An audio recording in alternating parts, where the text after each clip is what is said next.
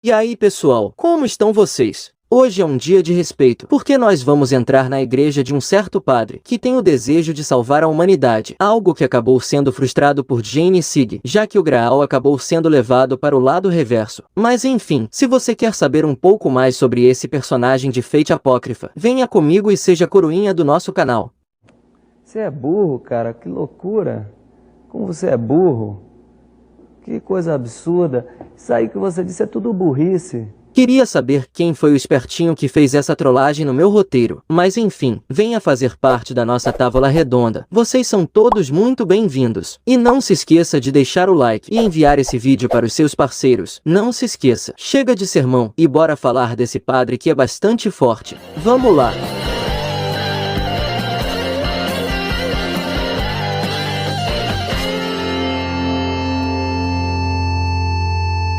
Chamado de Shirou Tokizada Amakusa, ou apenas Amakusa se você preferir, esse padre é um servo que foi invocado na classe Ruler, em Fate Apócrifa. Ele nasceu no período Edo no Japão, sendo considerado um menino milagroso, que quase pode ser chamado de santo, embora parte da sua vida esteja envolta em mistério. O pouco que se sabe sobre seu nascimento e infância é que ele se concentrou nos seus estudos desde pequeno, e começou a realizar muitos milagres na fronteira por um tempo. É dito que ele foi capaz de curar feridas e até andar sob as águas, e por causa disso, ele começou a ser adorado com entusiasmo, sendo considerado filho de Deus pelos camponeses, quando na verdade, Amakusa era apenas um feiticeiro. É dito que ninguém ensinou a ele como usar Magicraft, e que o seu Magicraft surgiu naturalmente, algo muito raro de acontecer. A sua magia era tão natural e subconsciente, que até mesmo ele não percebia quando acontecia, e na verdade, ele já nasceu com esse poder, ao ponto de ser reverenciado como um menino de milagres.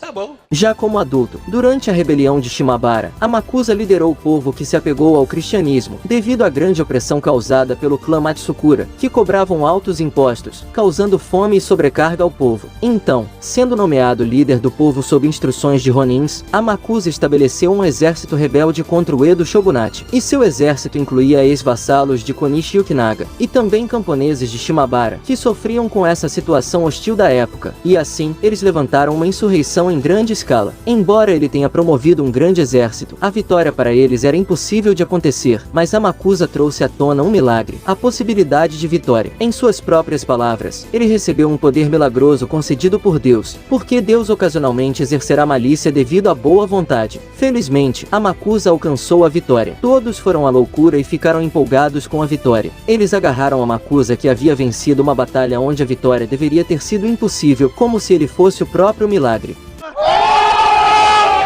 Mas com esses eventos, o Edo Shogunato ficou sério. E então, devido suas forças terem sido derrotadas, eles enviaram Matsudaira Nobutsuna como novo comandante supremo. Então, Shirou acabou liderando a defesa do castelo de Hara, e derrotou o mais forte dos atacantes do Shogunato em uma série de ataques defensivos coordenados. Porém, Nobutsuna já estava esperto com Amakusa, e decidiu mudar a tática. Ele promoveu o combate usando algo que poderia enfraquecer o exército de Amakusa, e no caso, o que ele usou foi a fome. Devido ao exército de Amakusa ter se trancado no castelo de Hara, eles começaram a ficar sem comida e munição para iniciar um ataque. E com isso, 37.000 pessoas foram massacradas pelas forças do Shogunato, e entre elas estava Amakusa. Então, ele foi capturado e condenado à decapitação. É dito que antes da sua morte, ele se sentiu um ingênuo e ainda testemunhou uma cena horrível, sendo semelhante a um inferno. É dito que ele viu seus companheiros idosos serem mortos, além de crianças que foram abusadas, e outras que foram empaladas por lanças. Uma cena que certamente deve ter sido terrível de se ver. E esse é o resumo da história do nosso padre, que basicamente é um Shirou Emiya fake. Nossa versão Padre de Emiya é um servo da classe Ruler, um ser muito próximo a um santo, embora sua santidade nunca tenha sido reconhecida. Como servo, sua chance de ser convocado é muito baixa, e caso ele chegasse a ser invocado, ele não seria mais que um servo de terceira categoria, mas pelo fato de ser normalmente convocado como um Ruler, seus status são um pouco melhores. Em relação ao seu Magicraft, ele não é tão bom em usá-lo em combate. Sua magia não se aproxima sequer de um servo da classe Caster. Ele basicamente se aproxima mais de um feiticeiro do que propriamente de um mago, e mal pode ser qualificado como um conjurador, assim como a maioria daqueles que fazem parte da Assembleia do Oitavo Sacramento da Igreja, como Kotomini, por exemplo. Amakusa é muito hábil em usar as chaves negras, que são armas conceituais do tipo arremesso, que servem para expressar e purificar demônios, espíritos, etc. Inclusive ele usa essas armas em Fate Apócrifa contra o Drácula, a forma vampírica de Vlad III. Ele é tão habilidoso com essas armas, que ele pode atirar 4 dessas adagas, sem sequer olhar para trás, enquanto corre, como ele fez com Frankenstein. Ele também pode inserir um feitiço na empunhadura dessas armas, de modo que mesmo que elas sejam desviadas ou repelidas, elas voltem a atacar o alvo, e para isso ele só precisa pronunciar a palavra definir, algo que também é mostrado no breve conflito entre ele e a serva Fran. Bom, se ele não é tão bom em Magicraft, com a espada ele consegue ser um espadachim de nível mediano, e lutar muito bem, devido aos seus fantasmas nobres. A espada que ele empunha é uma espada encantadora chamada de Maiki Tenta Mitsuyo. Inclusive, essa katana é um fantasma nobre que pertencia ao espírito heróico Yagyu Jubei. É dito que essa espada é muito famosa, e que sua lâmina é extremamente afiada. Sua bainha é forjada a ferro, e sua lâmina é de uma espada que se especializou em cortar algo. Entre outras palavras, ela é uma katana de primeira classe, reconhecida como tal pelos servos, pois ela carrega uma energia mágica que normalmente é encontrada em fantasmas nobres, e isso permite que ela possa ferir servos como a Fran, e ainda receba seus golpes, sem que a sua lâmina se danifique totalmente. Ou seja, ela não é só uma katana comum, e consegue trocar alguns golpes e rivalizar contra espíritos heróicos. Rapaz, mexe com o padre pra ver só. Olha o bicho vindo, moleque. Dito isso, vamos às habilidades de classe, e também pessoais do namorado da Semiramis. Bom, como habilidades de classe, o nosso padre e samurai possui apenas 3, e vamos começar pela primeira delas.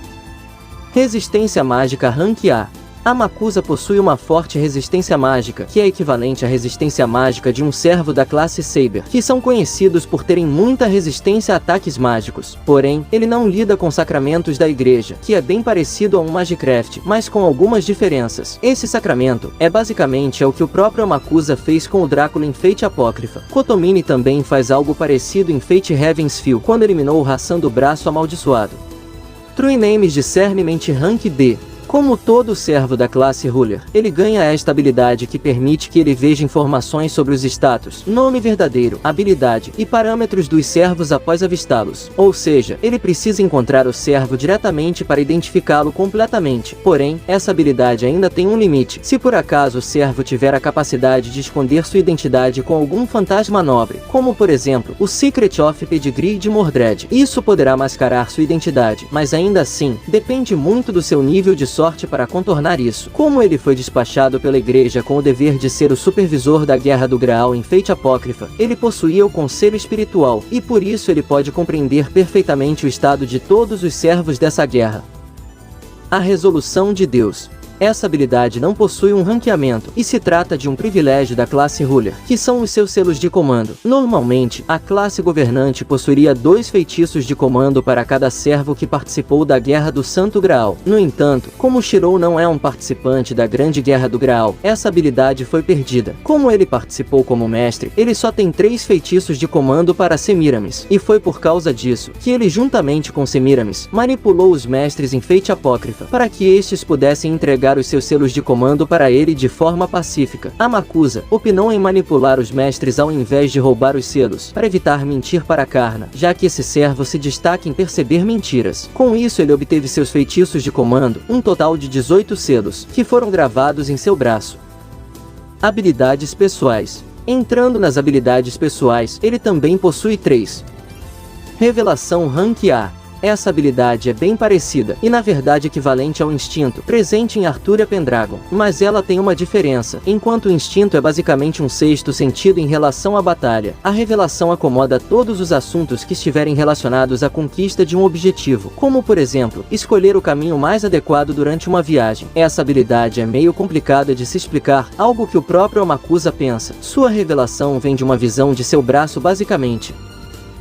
Carisma Rank C. Essa habilidade é adquirida por todos aqueles que comandaram exércitos. Embora Amakusa não possa governar uma nação, ele pode compartilhar com seus companheiros de mentalidade fortes laços até a morte. Graças ao seu carisma, é possível fazer os outros acreditarem no conteúdo das habilidades de revelações sem fundamento.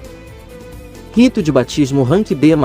Essa habilidade não é nada mais que um tipo de Magicraft muito eficaz em um corpo espiritual. Ao ligar seus dois nobres fantasmas, a Makusa pode fazer um servo passar por um processo de sublimação. Esse seu rito de batismo é muito poderoso e não pode ser alcançável para um humano. Ele usou esse canto em Vlad III, enquanto estava na sua forma de Drácula, e isso foi tão poderoso contra ele, que o vampirão acabou derretendo até o último fragmento de seu corpo.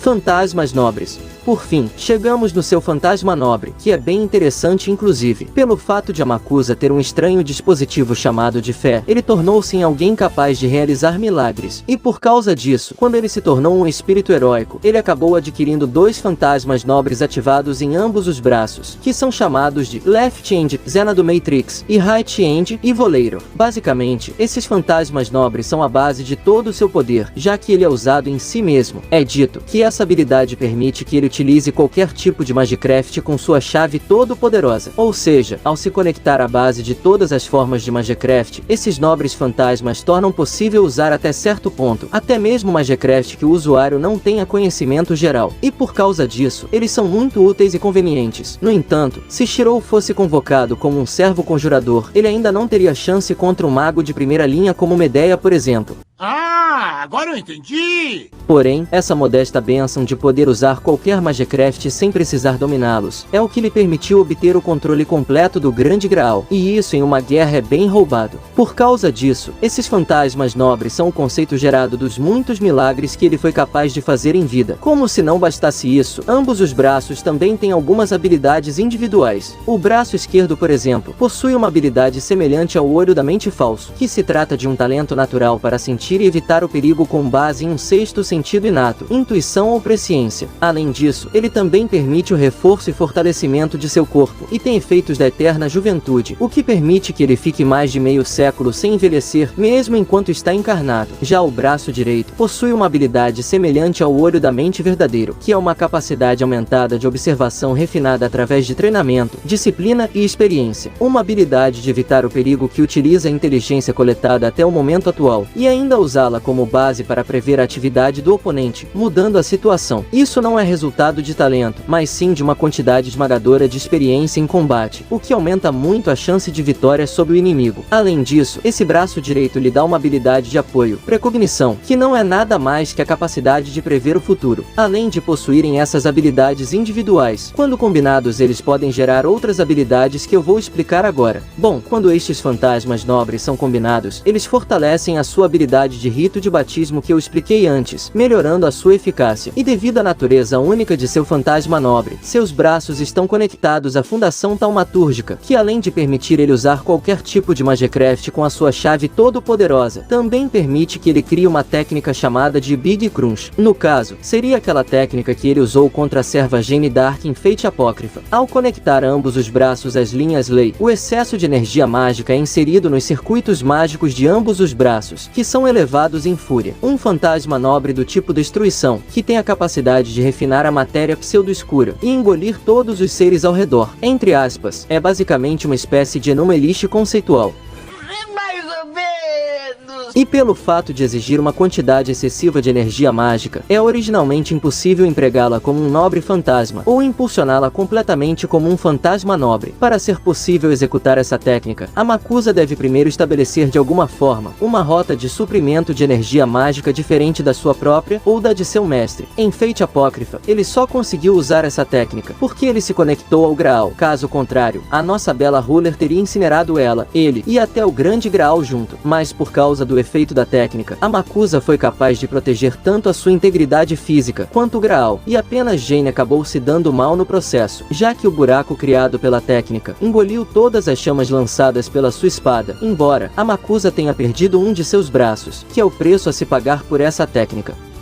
Chegamos ao final de mais um vídeo do canal, onde nós falamos de um dos padres que mais parece um samurai do período Edo. Mas enfim, a Makusa é basicamente o antagonista de Fate Apócrifa, que desejava trazer a salvação da humanidade, algo que ele não conseguiu alcançar. Mas quem sabe numa próxima guerra, que de preferência só tenha padre. Aí é bom demais. Vamos lá, Taipimon, lança um Fate só de padre pra gente. Imagina um Fate só com os padres da franquia. Aí sim, aí a guerra vai ser de alto nível, um padre benzendo o outro. Não! Deixando a sacanagem de lado, eu tenho muito a agradecer a todos vocês que têm acompanhado os vídeos, deixado suas opiniões e sugestões, pois por causa disso, a cada dia novos cavaleiros têm se alistado na nossa tábua redonda, e isso é muito importante para o canal. Obrigado a todos vocês pela força. E se você ainda não é um inscrito, meu amigo, venha fazer parte da nossa tábua redonda, você é muito mais que bem-vindo. Obrigado a todos os mestres e servos que me acompanharam até aqui. Até o nosso próximo vídeo. Fui, valeu e tamo junto!